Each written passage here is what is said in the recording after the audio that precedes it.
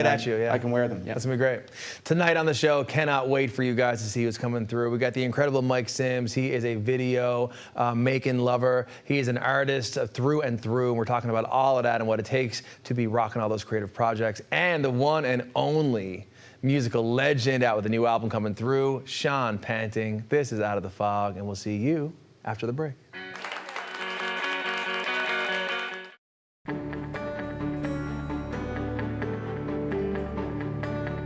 You're watching Rogers TV, St. John's.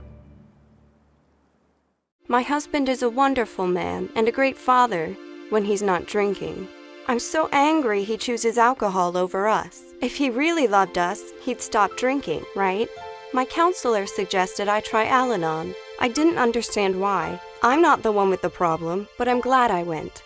Do you worry about someone's drinking? You are not alone. Al-Anon or Alateen can help. Call 866-200-0033 or visit alanon.org/hope.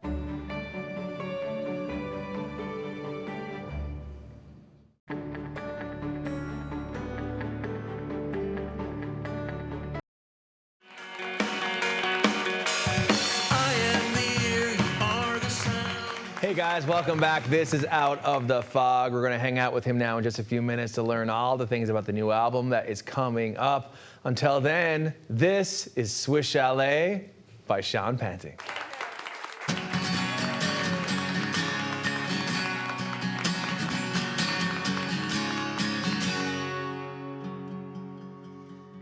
Crying in the parking lot at Swiss Chalet. You had a hell of a night. You took a personal day and bought some Christmas decorations from the PRC. You tried to do it for love. They wouldn't have it for free now.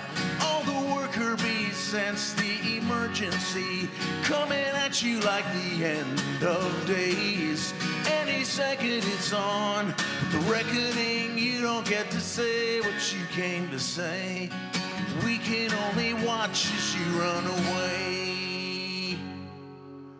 Working the percentages and times are tough. They lack a simple machine. There's nothing simple enough. You get a view of the wreckage from your corner desk. They found a way to your heart. It's through a hole in your chest.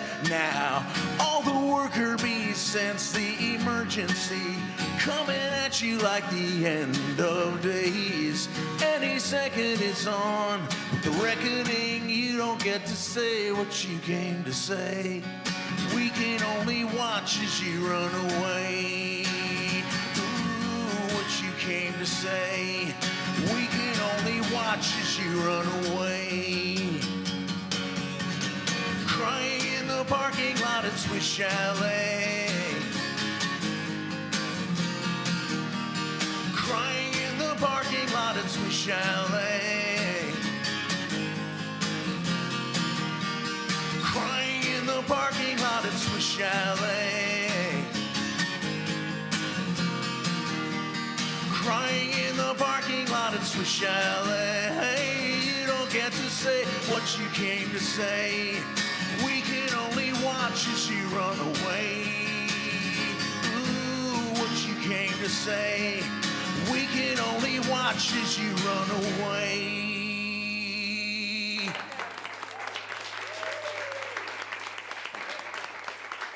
All right, girls.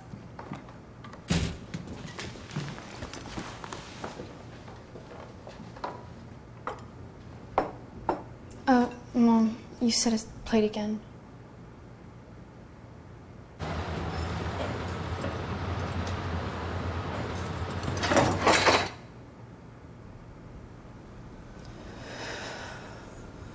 Workplace injuries hurt the most at home. It isn't the heavy trays that make the job difficult, or the fast pace you need to keep up. It's not working another double because someone called in sick. What makes the job tough is the moment you realize a customer has had enough and you have to make that decision not to overserve. Refusing service isn't personal, it's the law. We know it's not easy, but we're counting on you to keep us all safe. Thank you, servers, for doing the tough job. Hey guys, how you doing? Welcome back. This is Out of the Fog, and we're hanging out with Slim, as you know. Some wicked guests on tonight, and the first man to my left is the one and only Mike Sims. What is up? How are you? How are you? That's a good handshake. Yes, sir. Thank you. Thank you. Back at you. Thank you very much. Yeah. What's that ring you got on? This one right here? Yeah. Wedding ring. Okay. Married What's that for How 2 many years. 2 years. 2 years. Yes, sir. Okay. Yeah. Getting better all the time, is it? Getting better, man. Gets better with age. That's wicked. I think that's true. That's true. This other one right here, Dad gave it to me. 15 years with the government. Wow. Yeah. Jeez, look at you. God love him. God love him indeed. You and I met years ago, but I don't even remember how. You don't remember how? Tell me everything. Funny fact was that I think it was in this building. What? Actually, should I say that? We were shooting a music video. Do you remember? Oh, yes. Yes. Yeah, I was the mean business guy. Mean business guy who stole a guitar. I stole the and, guitar, ran yeah. off. And, Yes. Yeah, I was shooting that. It was for Rocket Well, ship. what a full circle moment, I because know. Matt is all up in the production, making it hot on the switchboards there behind in the studio, Yeah. and he's in the band as well. Yeah. Look at all Yeah. this coming back together. It's kind of strange, It isn't is actually very strange. Well, I'm glad you're on the show, because that was the first time that we had met, and obviously as an artist living that life as you are, that's one of the many hats that you wear, am I right? Yeah. I mean, I do video. I freelance, and I actually work with CBC doing video production stuff as well. Cool. Okay. Yeah. So, there's a wide range of stuff that I like to do, because sometimes, you gotta pay the bills. Totally. So you take on work in that sense. Right. But I'm all about doing the passion projects. That's my number one thing. If I could, I'd always be making videos or music, stuff like that. Where did that come from for you? That's a good question. I don't really know. When I was a kid, my cousins were actually really good skateboarders. They were like on a national level. My first cousin Keegan, he won gold in a national skateboard competition. Sick. Right? So they made these really hilarious kind of Thrasher-like inspired skate videos. Yeah. And I was introduced to those probably when I was like 6 or 7. So then I was like fascinated that they were making those, and I started skateboarding and stuff, and that's when I started, putting a camera in my hand and getting creative. So that's where it all kind of started, and then I just naturally kept doing it. Slim, you strike me as a man who was not shy of a skateboard back in the day. You know what is funny is that I did not skateboard, but I hung around with skateboarders, and Me too. I kind of grew up in this sort of protective family. I want to say I hung around with all the people who had dangerous things, but I was never allowed to have them myself. BB gun, motorcycle, quad, things like that. So, but I was always in the mix. And I hung out in Cowan Heights with the Paraway brothers and people like that they had a half pipe built in the backyard, and I'm talking like in the 80s, because I was born in the 1900s. So yeah, for reals. No, I guess they would have called us posers, is really. There you go, thank you, yeah. Picked up the fashion, but not the board. Legit my life, thank Or you. the casts. Yeah, that's why we hang out all the time, see? Yes, yeah. Memories, speaking of thinking back to days of youth, where does your creative inspiration come from? What creates the stories in your head that you bring to life through music and through film? In a way, it feels like just kind of holding on to something, getting older and stuff like that. Do you find that sometimes you would watch a movie when you were in your teens or something, and that movie would hit you hard, or you would discover an album or something like that? Sometimes I find it challenging to get into content as much as what I could when I was younger. But when I was younger, I was always very inspired, and I was always creating. So I just try to maintain that, because that's like the number one thing in my life that I get the most pleasure out of, is creating or finding inspiration, getting the will and the desire to do something, especially something that's like monumental to yourself, Totally. I think that's why we create and why we write songs and plays and do all the things we do. It's some sort of trying to capture a memory or close a chapter from some abstract memory or time in our lives. I feel like I ask that question to a lot of my artist friends, and they say, some agree, it's like, yeah, my favorite song is a memory that, hit me when I was whatever, which brings me to music. Talk about that side of your life. Yeah, music. I've always played guitar, so I'm a guitar player. And the more that I've gotten familiar with the instrument in itself, it's just natural. It's like, maybe not, it's like trying to get through the day. And if I can't figure something out in my head, or I'm meditating on something, sometimes it can come out through music, or sitting down and playing and just spitting out gibberish and coming up with lyrics, and that's the way that I'll figure out how I'm feeling or what I'm trying to say, you know. And it's just a lot of fun too. Like a guitar, if I sit at a piano or guitar, it's one of those things that like the muscle memory is never going to go away. That's true. You know, it's just ingrained in me. So nowadays I'm just trying to explore new sounds and things like that, and just try to stay creative with it. I'm going to ask you in our final moment here, what's next for you creatively, and where can we see the amazing work that you're doing in the future of our lives? Well, I just got like a standard YouTube channel, you know, just YouTube Mike Sims or whatever. I got a website, www.mikesimsvideo.com. Boom, right there. Check it out. Yeah, and I'm trying to get a feature made. That's what I'm trying to do now. I'm trying to go through the proper channels to get it done, and I'm working with Carrie Maddie, a producer, and we're going for it. That's amazing. Yeah, yeah. Well, I'll tell you what, I'm excited for you and all the art that you do. This is Out of the Fog. Check out your boy Mike Sims online, Google it up, and right back after the break, we're hanging out with Sean Panting.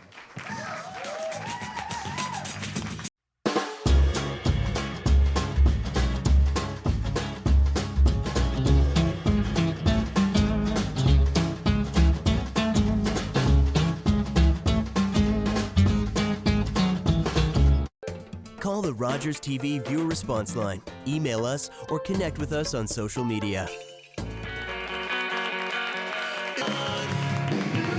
Hey guys, how you doing? Welcome back, welcome back. This is Out of the Fog, and I'm hanging out with a musical hero, TBH. God love you. No problem, God love you.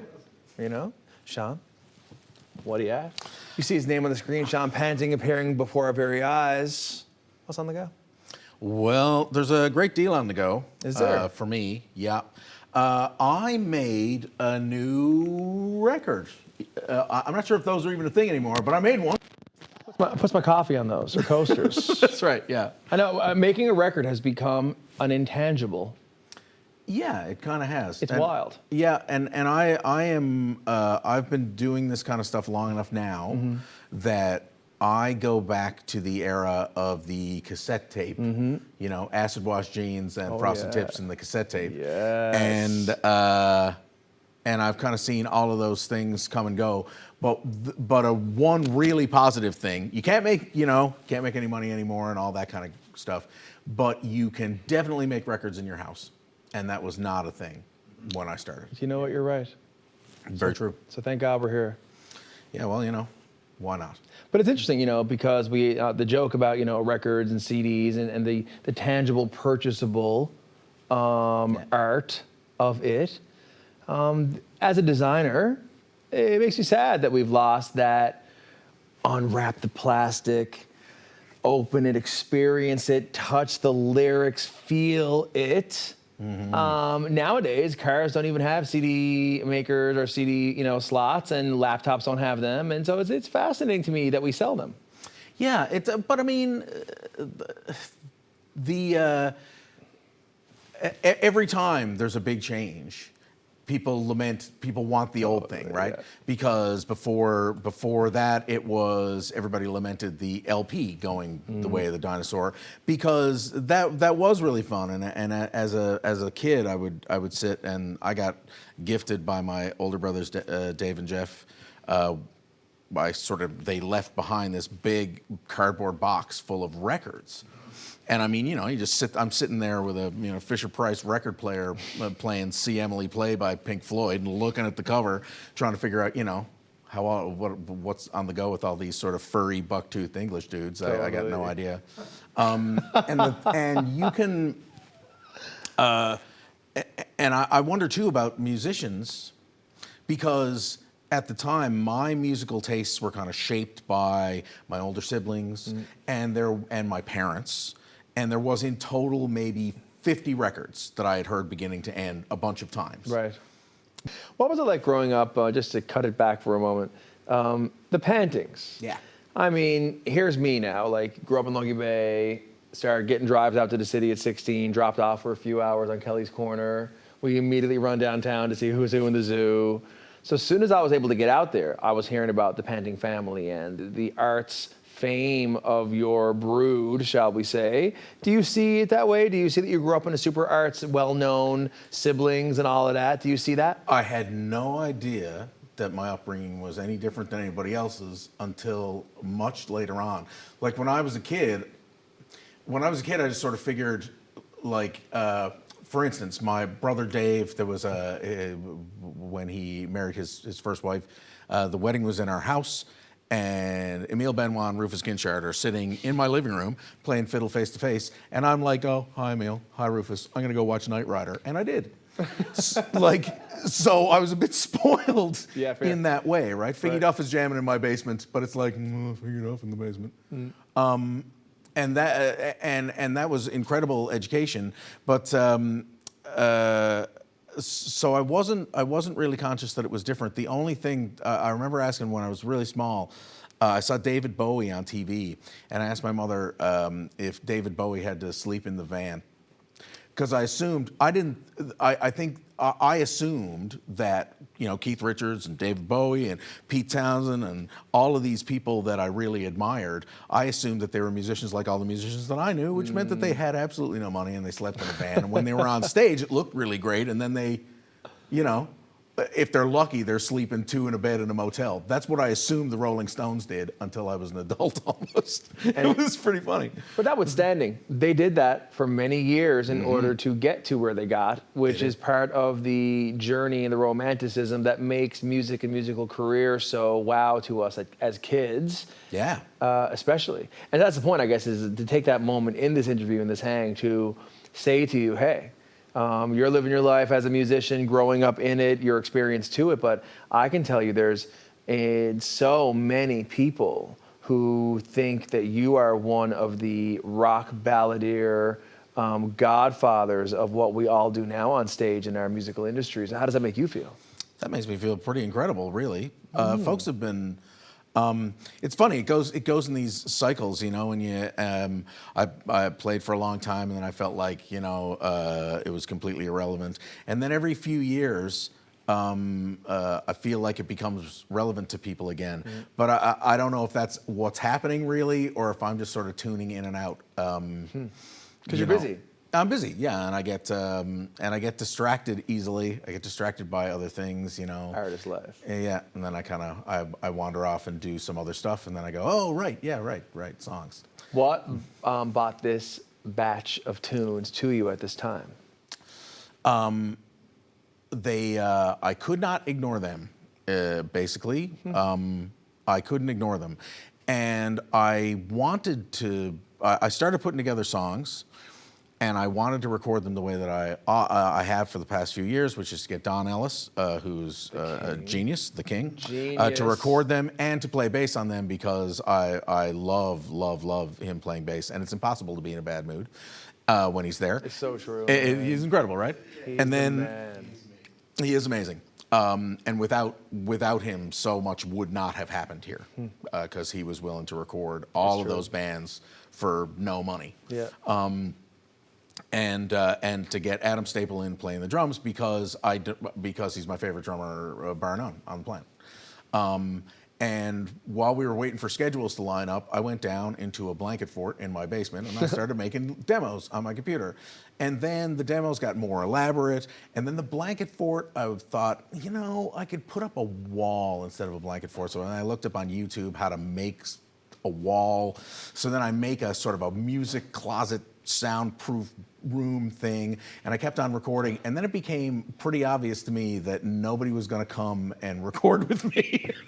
So I figured out, I started to figure it out, and again, God love YouTube, right? And advice from other people, and I figured out how to record all the instruments myself, and then I recorded a bunch of this stuff myself, and and for drums, I did a combination of loops and programming, and taking my son's, you know, cheap electronic drum kit with a MIDI out, and then playing the songs at about 10% of the speed, and then bringing them up to speed, and then having it sound like a robot who can't play the drums, and then, you know, correcting them. And it took like 20 times longer than it should have. But the best things do. Yeah, well, I got to say, I had an incredible time. I don't think I'm going to do it this way again. No. But I had an incredible time doing it. Well, before we cut to the break and come back to hear you rock some hits, what are the 2 songs we're going to be hearing from you tonight? Well, the first song is called Swiss Chalet. Yeah. Wow. Swiss Chalet is a song that I wrote after hearing the story told to me by a friend of mine who moved to Newfoundland with very high hopes and ended up her first Thanksgiving here eating a festive special in a Swiss Chalet parking lot and crying. And I took her pain and I made it into a little song. And the second song is This Minivan. My wife and I had 2 minivans, and you know, the minivan is kind of the symbol of the dad, you know? It is, yeah. And we ran those vans into the ground, and I gotta say, when our Sienna minivan, when I drove that up to Vatcher's, I had an emotional moment letting go of that minivan. So that's that's the whole thing with all of these songs is I'm writing about the life that I'm living now. So I'm not pretending that I am not somebody's dad, and I'm not pretending that I'm not a dude that drives around in minivans and does all that stuff, because I think that's as rock and roll as anything else. Hey man, on your terms. On my terms. You said it. Guys, we're right back after this break. This is Sean Panting. You're watching Out of the Fog. See you soon.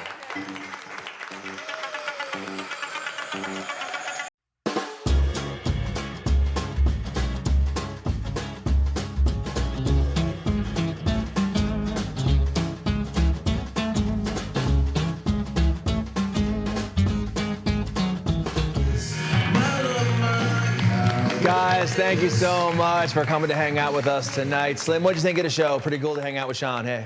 Yeah, can we just say the last 2 shows have been pretty awesome with the musicians and the caliber of talent that we've had. And we're very lucky. Senses of humor and personalities, yeah.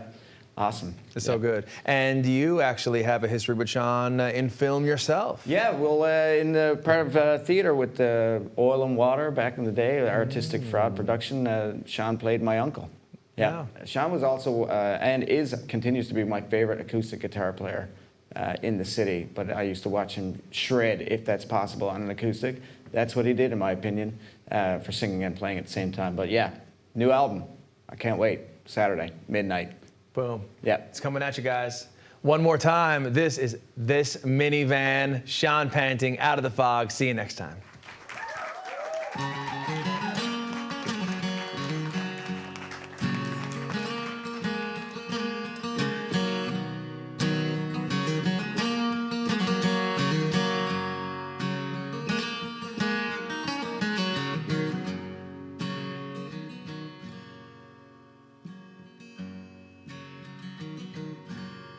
Let word go forth across the land, no mere machine, this minivan. When the list is long and the hours are few, this minivan gets me home to you. Woe be gone, a mortal man, I soldier on as best I can. When the list is long and the hours are few, this minivan gets me home to you.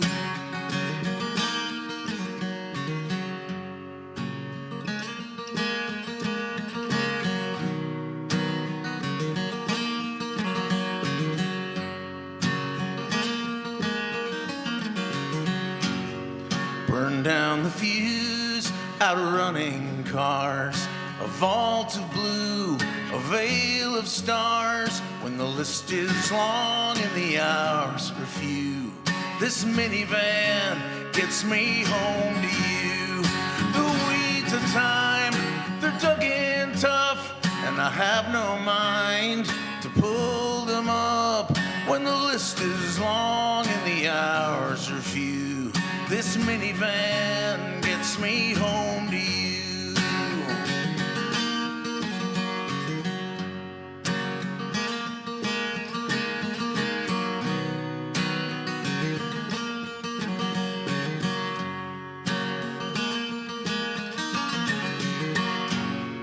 Arrangements made, they play along. This sad charade cannot go on.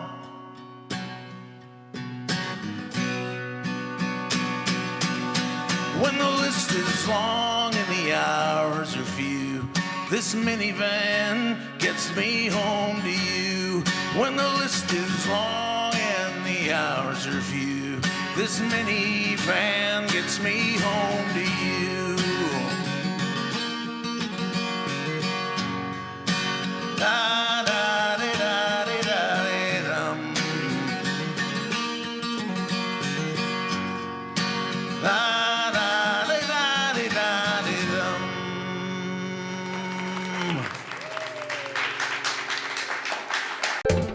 Call the Rogers TV viewer response line, email us, or connect